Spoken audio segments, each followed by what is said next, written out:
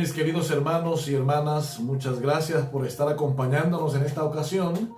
Hoy vamos a estudiar de un tema muy importante. Hoy vamos a hablar acerca de los Gálatas. Estamos en este curso que se titula Hechos y Epístolas Paulinas.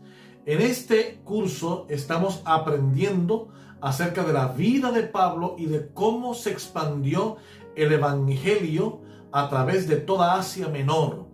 El fin del apóstol Pablo, según nos dice Romanos en el capítulo 16, era poder llegar hasta España, es decir, hasta esta región. Sin embargo, no se le dio a Pablo, los planes no se cumplieron. Él murió antes de que pudiese llegar y cumplir la meta que él se había propuesto. Pues el día de hoy vamos a hablar acerca de la epístola del apóstol Pablo a los Gálatas. En primera instancia, quiero pedirles a cada uno de ustedes que podamos orar para pedir la dirección de Dios. Querido Dios y Padre Celestial, en esta hora te queremos dar gracias por todas tus maravillas y bendiciones. Gracias porque tú nos das la oportunidad de ser tus hijos. Y ahora en calidad de hijos venimos y te pedimos por favor que nos des el Espíritu Santo para poder comprender tu palabra y el mensaje de Gálatas. Gracias por tus bendiciones y perdona nuestros pecados. Te lo pedimos en el nombre de Jesús. Amén. Amén. Muy bien. Sabemos que Romanos y Gálatas probablemente hayan sido epístolas que el apóstol Pablo escribió en un mismo instante.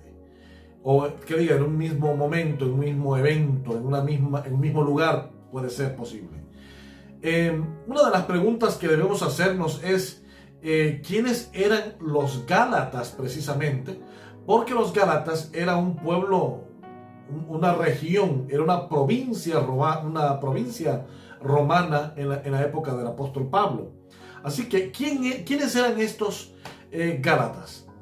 La historia nos dice que los Gálatas eran un pueblo de origen céltico, emparentados con las tribus de la antigua Galia, que sería lo que ahora es Francia. Habían llegado hasta la península del Asia Menor, en lo que sería actualmente Turquía, en cuya parte central se instalaron. En el año del 180 a.C. fueron sometidos por los romanos y se constituyó la provincia romana de Galacia, que incluía también otros territorios tanto al norte como al sur, con las importantes ciudades de Iconio, Derbe, Listra, Antioquía de Pisidia, etc. Pablo evangelizó estos territorios del sur durante su primer viaje, allí por el 45 al 48 aproximadamente, al 49. En cuanto a los territorios del norte, la región gálata propiamente dicha, debieron ser evangelizados durante el segundo viaje misionero del apóstol Pablo. Así que, entonces, hay algunas situaciones que nos definen ya quiénes eran los Gálatas en los tiempos de Pablo. Pablo, en realidad, en el primer viaje misionero, porque Pablo era de Tarso, había que seguir ese camino hacia el occidente para poder llegar a las ciudades de Listra, de Iconio y de Antioquía de Pisidia, que eran las regiones de Galacia, pero hacia el occidente de Tarso, la ciudad natal de Pablo. Así que entonces, en ese primer viaje, Pablo evangelizó esas ciudades. Recuerden ustedes que en uno de los estudiábamos que Pablo fue apedreado en Listra, me parece que fue en Listra o en Iconio, en una de estas ciudades, fue apedreado. Así que entonces el apóstol Pablo en ese primer viaje había evangelizado. Probablemente en el segundo viaje a las regiones del norte de la provincia de Galacia también las evangelizó. En el viaje tercero, el apóstol Pablo viaja hacia esa región. Sin embargo, fueron las primeras regiones, las del norte, que viajó primeramente, antes de ir a las regiones del más hacia el sur, hacia el occidente y luego hacia el sur, hacia las regiones de Corinto, Éfeso y demás, en el tercer viaje misionero. Así que es muy probablemente en este tercer viaje misionero que el apóstol Pablo hacia el final termina por escribir las epístolas tanto de Romanos como de los Gálatas. Ahora bien, ¿en qué año fue que se escribió esta carta? ¿En qué año el apóstol Pablo escribe esta epístola? Se sabe que la escribió luego de las dos visitas a esa provincia, y que conforme al libro de Hechos, Pablo y Bernabé visitaron la zona entre los años 47 al 48 después de Cristo por primera vez, y luego volvió Pablo con Silas cuando volvían de la reunión de Jerusalén, en el concilio de Jerusalén, en el año 49 después de Cristo. Puede que Pablo la escribiera después de Corinto, en su estadía allí de casi 2 años, entre el año 50 y el 52 después de Cristo. Otros la ubican en una fecha más tardía, alrededor del año 56 después de Cristo, e incluso algunos la ubican alrededor del año 58 después de Cristo, aunque no sabemos la fecha exacta. Sí podemos decir que entre el año 57 y 58. Hay varias cosas por las que podemos mencionar eso. Número 1, porque recuerden ustedes que los Gálatas fueron visitados en tercera ocasión por Pablo, y es después de esa tercera ocasión, o por lo menos en el tercer viaje misionero, que Pablo se entera de los problemas que ya habían. Tuvo que haber sido después del primer concilio cristiano en Jerusalén. ¿Cuáles fueron los asuntos que trataron en el concilio de Jerusalén? Pues fue el problema de la circuncisión mayoritariamente, aunque se tocaron algunos aspectos relacionados con la ley de Moisés. Los judíos querían que los gentiles se circuncidaran y que observaran las costumbres prefigurativas de Cristo de la ley de Moisés.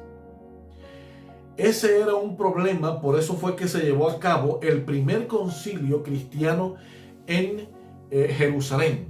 Allí estuvo el apóstol Pablo y Bernabé, que fueron enviados por los hermanos de la iglesia de Antioquía. Ahora, existe un problema tremendo, y es que en ese viaje, o sea, los hermanos de Galacia debían haber entendido esto como el resto de las iglesias, por orden de Jacobo, el medio hermano de Jesús, o el hermano de Jesús, que era el líder de la iglesia cristiana primitiva, y por orden de los demás apóstoles. Pablo y Bernabé llevaron esa noticia al resto de las iglesias del Asia Menor, donde ellos habían evangelizado. La mayor parte de las iglesias entendieron y se abstuvieron por querer ser parte de la obediencia judía a algunos aspectos de la ley de Moisés.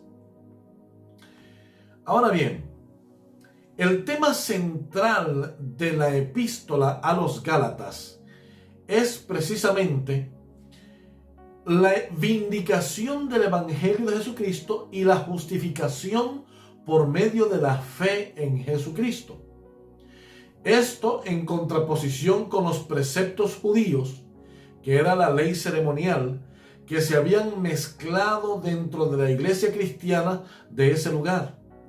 La epístola revaloriza y asienta orientación y rumbo, pues los Gálatas comenzaron a ir para atrás y volvían a la ley mosaica, creyendo así afirmar su salvación.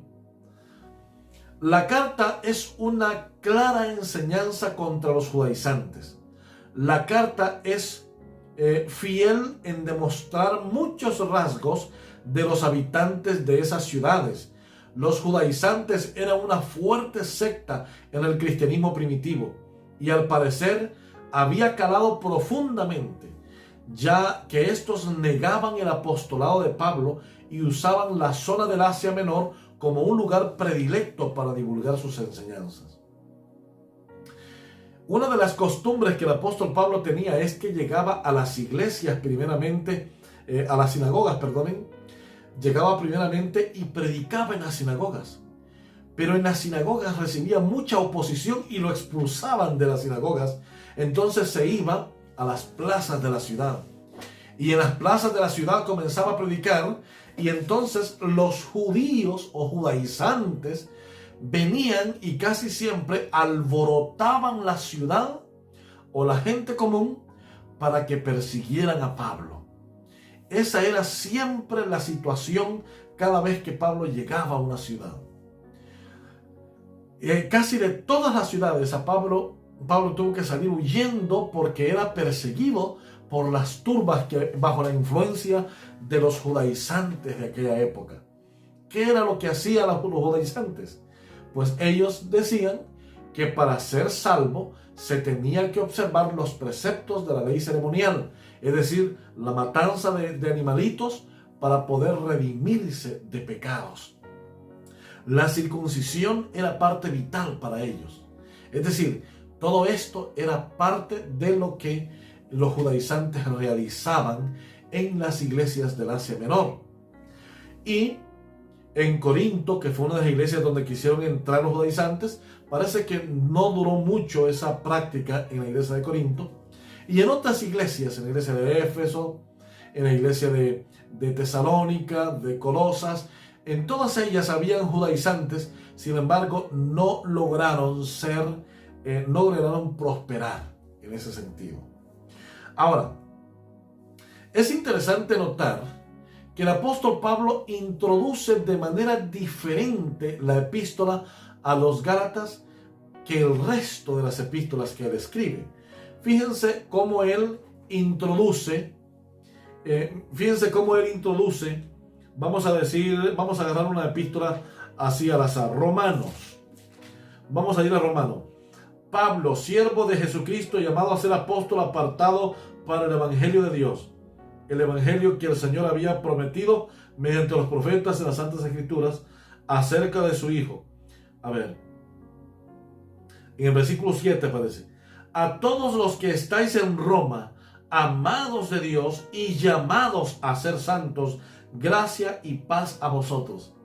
Esa era una forma muy común de Pablo para poder referirse a los cristianos o a las iglesias en las epístolas que él escribía.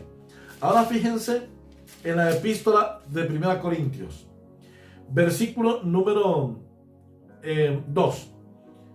A la iglesia, primero se identifica él, Pablo, llamado a ser apóstol de Jesucristo por la voluntad de Dios, y el hermano Sóstenes. A la iglesia de Dios que está en Corinto, a los santificados en Cristo Jesús, llamados santos con los que en todo lugar invocan el nombre del Señor Jesucristo, Señor de ellos y nuestro. Miren qué interesante. La segunda epístola a los Corintios, fíjense ustedes. Pablo, apóstol de Jesucristo, por la voluntad de Dios, y el hermano Timoteo, a la iglesia de Dios que está en Corinto, y a todos los santos que están en Acaya. Es decir, el apóstol Pablo tenía por costumbre decirle a la iglesia, a los hermanos amados, a los santos, a los llamados a ser santos, a los santificados en Cristo Jesús. Era una forma muy común que el apóstol Pablo tenía de referirse a los hermanos en Cristo. Ahora fíjense lo que dice Pablo en Gálatas 1 al 5, que es la salutación que él realiza en esta epístola. Pablo, apóstol, ahora fíjense, no de los hombres o por hombre, sino por medio de Jesucristo y de Dios el Padre que lo resucitó de los muertos. En solo este versículo, Pablo está atacando varios aspectos de los problemas que habían en la iglesia de Galacia, y ahora lo vamos a ver. Y luego dice: y todos los hermanos que están conmigo a las iglesias de Galacia, gracia y paz a vosotros de nuestro Padre Dios y del Señor Jesucristo. ¿Notan la diferencia? En el resto de las epístolas Pablo dice a los amados hermanos, a los santos de la iglesia. Aquí muy simple y muy cortante: a los hermanos de las iglesias de Galacia. Dice a las iglesias de Galacia sin ningún aspecto de cariñito, un cortante, una forma directa, sin mucho azúcar, que Pablo les envía. Un saludo bastante simple y cortante. Fíjense que Pablo ha medido y calculado cada palabra para hacer notar a la comunidad desde el principio toda la autoridad e indignación con la que les escribe. Se dirige a ellas con un frío a las iglesias de Galacia, sin las acostumbradas expresiones de la iglesia de Dios. Se presenta con un subtítulo de apóstol y añade que su apostolado se lo debe a Jesucristo y a Dios Padre, y no a ningún hombre. Aquí el apóstol Pablo comienza con una situación tan tremenda. Habían algunos problemas en la iglesia, claro que sí. Habían algunos problemas serios en la iglesia. No solamente un asunto doctrinal, no solamente los judaizantes estaban queriendo llevar a que la salvación es por obras, sino que este problema iba más allá. Desacreditaban el llamamiento del apostolado del apóstol Pablo. Y eso me parece muy común en este tiempo. Muchas personas, fíjense esto, muchas personas se consideran a sí mismos pastores porque tienen una credencial que dice que es pastor, expedido por alguna asociación o alguna unión de nuestra iglesia en algún punto del mundo, que dice que es pastor de la iglesia. Ahora bien, la pregunta es, bueno, y porque aparece también en la planilla, es decir, que a final de mes recibe un cheque que es el salario de ese mes.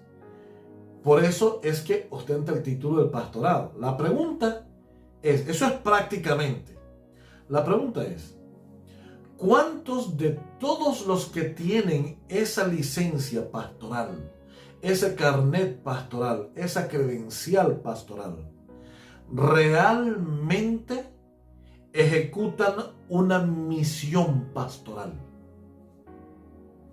¿Qué cosa es ser pastor?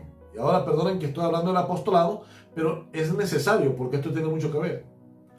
¿Qué cosa es un pastor?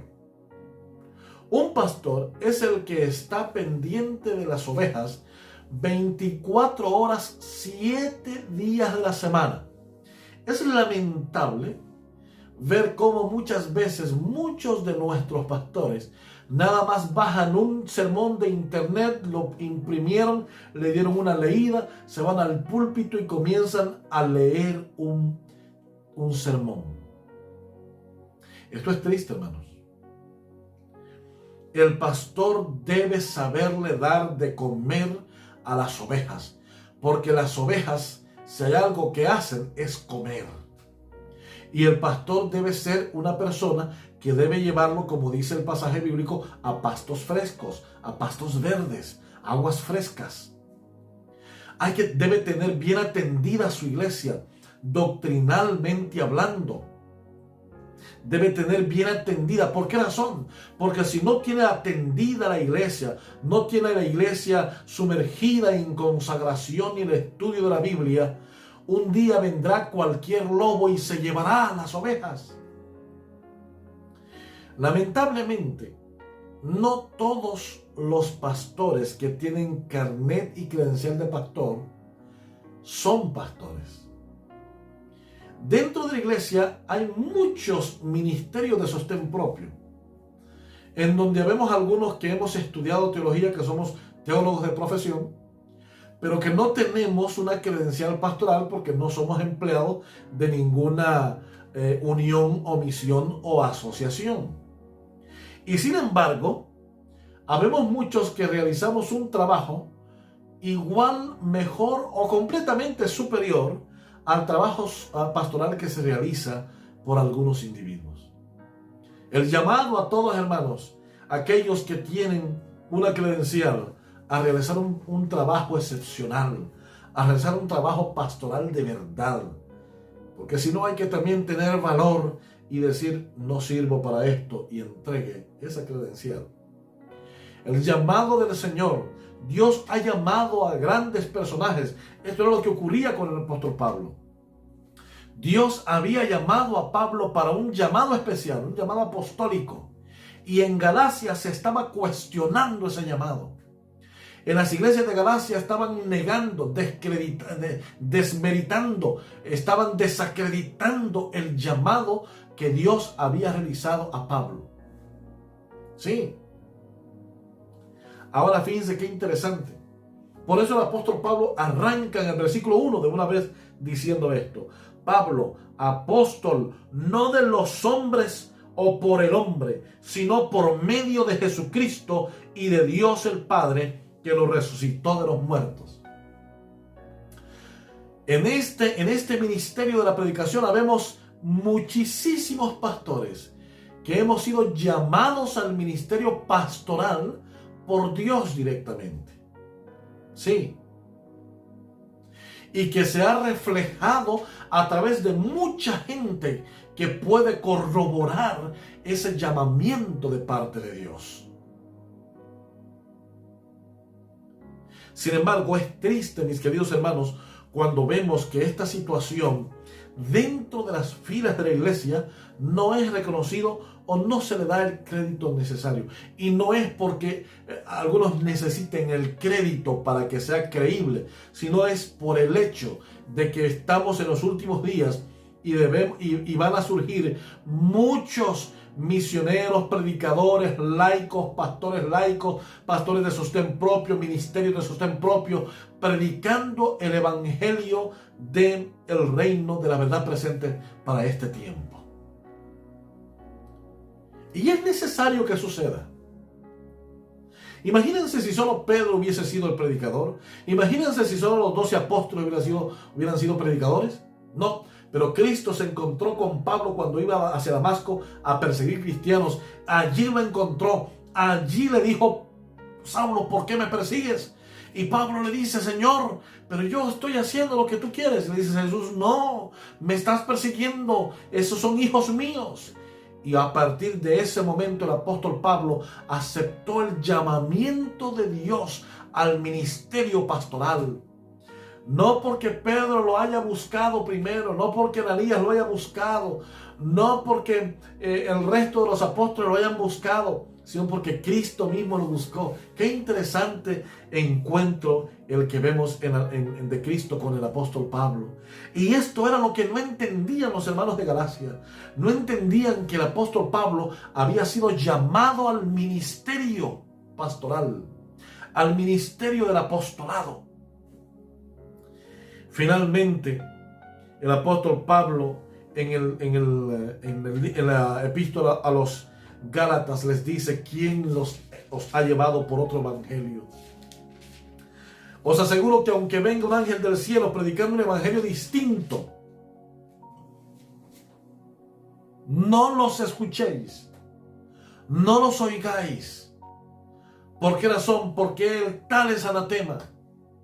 El evangelio de Cristo es exactamente el hecho de entender a Cristo, su muerte en la cruz del Calvario, su sacrificio por mi vida, por mi deuda. Yo debía morir en su lugar, pero Él murió por mi pecado, para darme esperanza, para darme la promesa de vida eterna. Y el apóstol Pablo entiende esto, y ahora comienza el apóstol Pablo a predicar este evangelio en toda Asia Menor, aunque en todos lados tenía oposición. El caso de los hermanos de Galacia es que los judaizantes estaban dividiendo la iglesia y muchos hermanos estaban cayendo en apostasía. Mis queridos hermanos, el apóstol Pablo finalmente dice que la salvación es por la fe en Cristo Jesús. Es interesante porque el propósito de la carta es evidente. Por su contenido amenazaba la apostasía, si es que ya no había comenzado, por lo cual la carta era naturalmente una epístola polémica.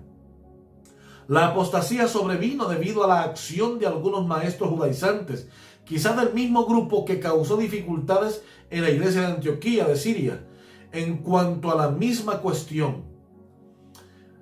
La discordia de si esos hombres en Antioquía determinó la celebración del concilio de Jerusalén, en donde los judaizantes se opusieron otra vez a Pablo, argumentando que los conversos cristianos debían observar las ordenanzas legales judaicas y exigían la circuncisión de Tito. Eso nos lo dice ahí mismo en Gálatas 2, 3 y 4. En esta epístola, el apóstol Pablo no se ocupa mucho de la circuncisión, ni en particular de cualquier otra característica de la ley ceremonial, porque eso ya había quedado resuelto en el concilio de Jerusalén, sino que aquí aborda la falsa enseñanza de que el hombre puede salvarse a sí mismo observando los preceptos de la ley. Eso es lo que el apóstol Pablo enfrenta de una vez. Esto es evidente por el hecho de que el apóstol en algunas ocasiones había participado de los ritos. También permitió que Timoteo fuera circuncidado. Es decir, el apóstol Pablo era un hombre que no creía que la salvación podía llevarse a cabo a través de uno mismo, por las obras de la ley. Sin embargo, en algunas ocasiones, para que fuese aceptado dentro de las sinagogas judías, permitió que Timoteo fuera circuncidado allá en Iconio y en Listra. Ahora bien, ¿qué entendemos entonces? Es que el apóstol Pablo en realidad tenía una grave situación. Aquí no solamente se estaba desacreditando su llamamiento al apostolado, sino también que se estaba enseñando que la salvación puede lograrse por méritos humanos, por la salvación a través de, a través de las obras de la ley.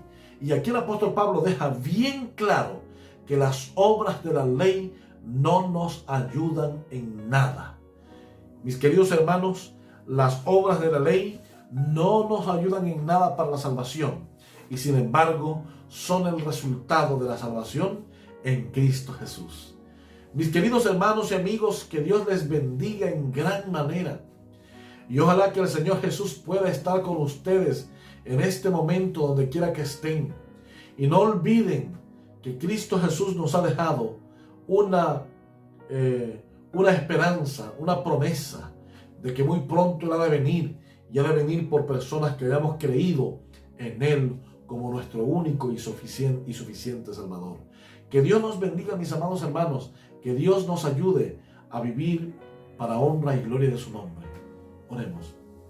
Gracias, Padre Santo, porque tú nos has llamado a formar parte de un ministerio especial, un ministerio de predicación de tu palabra en este tiempo final. Ayúdanos, querido Dios, a vivir para honra y gloria de tu nombre. Ayúdanos para poder depender de ti siempre, y para poder, Señor, ser obedientes a tus mandamientos, no para ser salvos, sino porque ya tú nos has salvado de la condenación del pecado. Permítenos estar firmes delante de ti, consagrando nuestras vidas, y ayúdanos a vivir contigo siempre. Te lo pedimos en el nombre de Jesús. Amén y amén.